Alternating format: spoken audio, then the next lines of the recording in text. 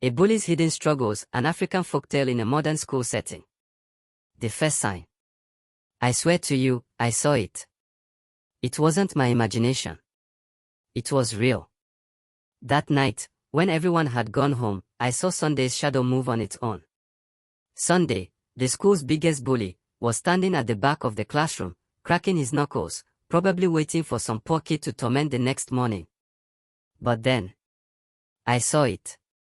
The shadow on the wall stretched longer than it should have.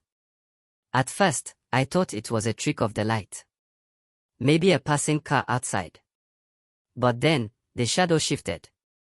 It pulled itself off the ground like it was alive. And Sunday. He didn't notice. Not yet. The terror of the school. If you attended St. Michael's High, you knew Sunday. He was the kind of guy everyone feared. He was tall, broad-shouldered and had a scar across his forehead from a fight he never talked about. His uniform was never tucked in, his school bag was always half open, and he walked like he owned the place.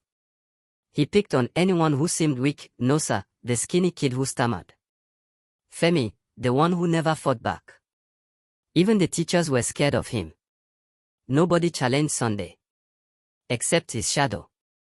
The first disappearance. A week before everything went wrong, Sunday beat up Nosa in the school toilet. We all heard it, Nosa's muffled cries, the sharp thud of fist against skin. When Sunday walked out, he had a smug smile, his shirt barely wrinkled. But that night, Nosa vanished. The next morning, his seat was empty. No one knew where he went. His parents said he never came home.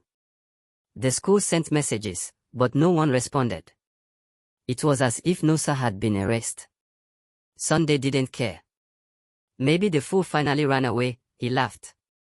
But then, it happened again. A shadow that watched. The second boy to disappear was Daniel, a quiet kid who once refused to give Sunday his lunch. One day, he was in class, sitting right next to me. By morning, his desk was empty. That was when I noticed something strange. Sunday's shadow looked darker than before. It clung to him like something was pulling it too close. And then, it moved. Not like a normal shadow. It twitched, almost like it was breathing. That night, I stayed back after class. I needed to see it again. And I did. Sunday's shadow didn't match his movements anymore. When he lifted his hand, the shadow stayed still. When he turned his head, the shadow's face stared straight at me. I ran. The warning. Sunday, something is wrong with you. I had never spoken to him directly before, but I couldn't ignore it anymore. He laughed, like it was the dumbest thing he'd ever heard. But then, I saw it. The first flicker of fear in his eyes. Leave me alone, he muttered, walking away. That night, I heard screams from Sunday's hostel. The kind of screams that don't sound human. The next morning, he looked different. His skin was paler. His eyes, hollow. And his shadow. It wasn't there. Sunday's secret. By now, the school was panicking. 3 boys had gone missing. The police were involved. Parents were pulling their children out. And Sunday. He stopped coming to school. Some said he was sick. Others whispered that something had taken him. But I knew the truth. I went to his hostel one evening. The room was empty, except for the bed covered in deep scratch marks. And the walls. There was something written on them in black soot. It wasn't me. It wanted more. I don't know why I did it. Maybe I was too curious. Maybe I just wanted answers. But I went back to school that night. The classrooms were dark. The halls were quiet. And then, near the old science lab, I saw him. Sunday. Or what was left of him. His body was thin, like something had drained the life out of him.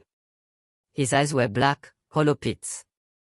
And behind him, stretching across the walls, was his shadow, taller than the building, moving on its own. Then, he whispered. Run. I should have listened. But my legs wouldn't move. The shadow lunged. It moved like liquid, swallowing the walls, the floor, everything. It reached out for me, stretching, twisting. Sunday let out a choked scream. His body collapsed. And then the shadow disappeared. The next morning, the school was shut down. The police found Sunday's uniform, but nobody.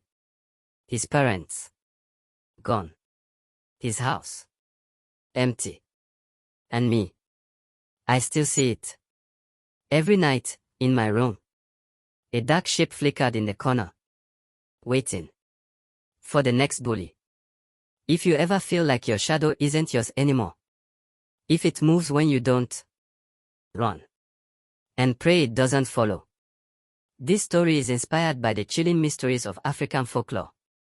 If you enjoyed this terrifying tale, don't forget to like, subscribe, and hit the notification bell so you never miss another spine-chilling African legend.